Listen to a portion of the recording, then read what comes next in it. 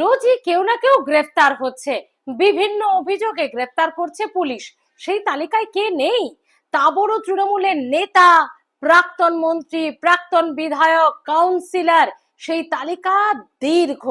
এবং আপনি কি জানেন এখনো পর্যন্ত সাম্প্রতিক সময়ে কতজন গ্রেফতার হয়েছেন? তারা কে? তাদের নাম কি? কি বা তাদের পরিচয়? আসুন বেঙ্গল ভয়েসের তরফ থেকে আপনাদেরকে সেই তালিকাটা একবার দেখায়।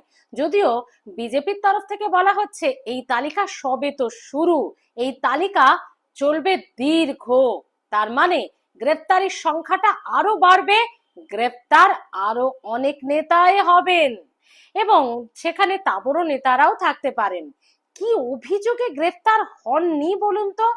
কাটমানি খাওয়া, ভোট পরবর্তী হিংসা, মানুষকে যথেচ্ছভাবে অত্যাচার করা, মানুষের সম্পত্তি জবরদখল, বেআইনি দখলদারি করা থেকে শুরু করে মা মহিলাদের ওপর লাঞ্ছনা, তাদেরকে ঘর থেকে তুলে নিয়ে গিয়ে অত্যাচার, নানান অভিযোগে গ্রেফতার হচ্ছে তৃণমূল নেতারা। তাদের মধ্যেই রয়েছে লিস্টটা, তালিকাটা ভালো করে দেখে নিন। শওকত মোল্লা, ক্যানিং এর প্রাক্তন বিধায়ক।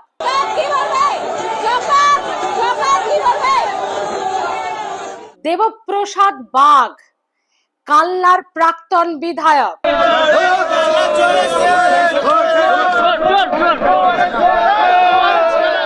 এছাড়াও আছেন শচীন সিংহ, কলকাতা পুরসভার 36 নম্বর ওয়ার্ডের কাউন্সিলর।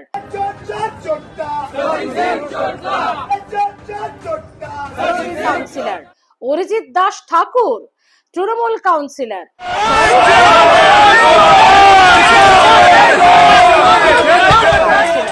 স্বরূপ বিশ্বাস, মন্ত্রী অরূপ বিশ্বাসের ভাই।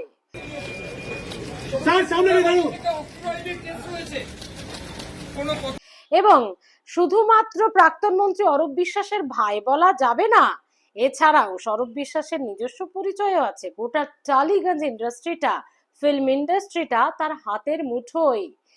মেয়েদের নানান অভিযোগ তার বিরুদ্ধে। তিনি নাকি ডিসঅ্যাডভান্টেজ নিয়ে ফিল্মে চান্স করে দিতেন, মানে কিছু কাজ পেতে হলে স্বরূপ বিশ্বাসের কাছে যেতেই হবে তাদের, এমনই ছিল অলিখিত নিয়ম।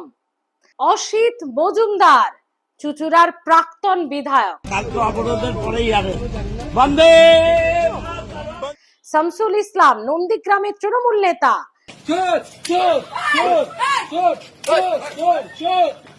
নেতা মহেশ কুমার শর্মা, কলকাতা পুরসভার 42 নম্বর ওয়ার্ডের কাউন্সিলর।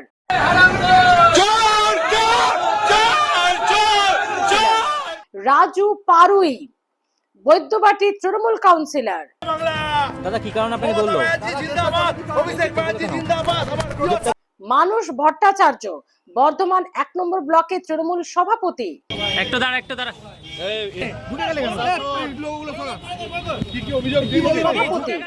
জয়প্রকাশ মজুমদার,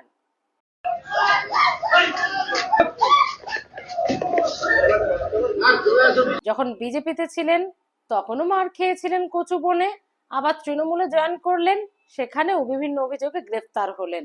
মানে তিনি হয়তো এখন ভাবছেন তার তৃণমূলে আসাটাই ভুল হলো। তিলক কুমার চক্রবর্তী, মহিষা দলের প্রাক্তন তৃণমূল বিধায়ক এবং এলাকার দোর্দণ্ড প্রতাপ নেতা ছিলেন। দাদা আপনাকে কেন গ্রেফতার করা হয়েছে? পুলিশ বলবে। সুদীপ পল্লে, কলকাতা পুরসভার 123 নম্বর ওয়ার্ডের কাউন্সিলর।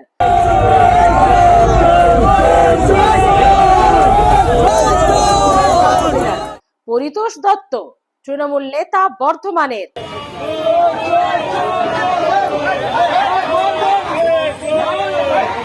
এবং গ্রেফতার হয়েছে সব্যসাচী দত্ত।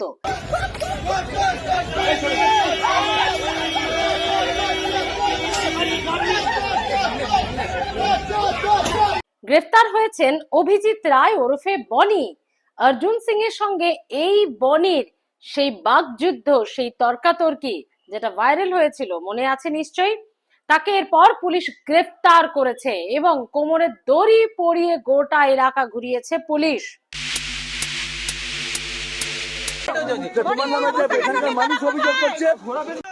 বাপ্পাদিত্য দাশগুপ্ত রয়েছে গ্রেফতারের তালিকায়, তৃণমূলের প্রভাবশালী একজন কাউন্সিলর।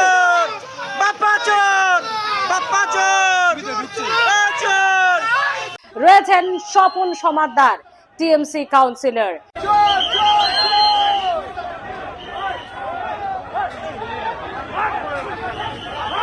এবং প্রাক্তন মন্ত্রীও রয়েছে গ্রেফতারের তালিকায়। উজ্জ্বল বিশ্বাস, তার অফিসে ঢুকে তাকে টেনে হিচড়ে বের করে আনে বিক্ষোভকারীরা। পুলিশ তাকে গ্রেফতার করে, তাকেও একবারে পচা ডিম ছোড়া হয়েছে। তার অফিসেও ভাঙচুর চালানো হয়েছে। বিক্ষিপ্ত জনতা, উত্তেজিত জনতা এটা করে।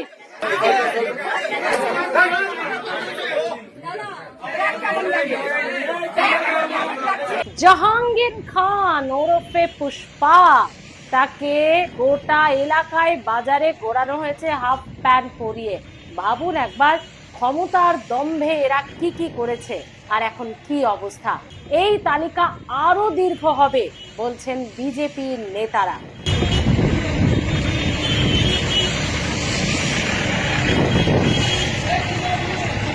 শুভেন্দুর অভিযোগে গ্রেফতার হতে পারেন তৃণমূলের দোর্দণ্ড প্রতাপ নেতা যিনি ছিলেন অনুব্রত মণ্ডল। এই তালিকায় খুব সম্প্রতি সেই নামটাও হয়তো জুড়তে চলেছে, কারণ ইটভাটার মালিক শুভেন্দু বিকাশ মণ্ডল, এই অনুব্রত মণ্ডল এবং এরই পাশাপাশি জানা যাচ্ছে মামুন শেখের বিরুদ্ধে অভিযোগ এনেছেন তার ইটভাটায় লক্ষ লক্ষ টাকা ইট লুঠের এবং ইটভাটা জবরদখল থেকে শুরু করে সেখানে ভাঙচুর, সেখানে রাহাজানি এবং হামলা করার অভিযোগ। এখন নয়, 2021 সালে এসব করে বসে আছেন তারা। তাই 13 জনের বিরুদ্ধে অভিযোগ দায়ের করেছেন ইটভাটার মালিক শুভেন্দু অধিকারী।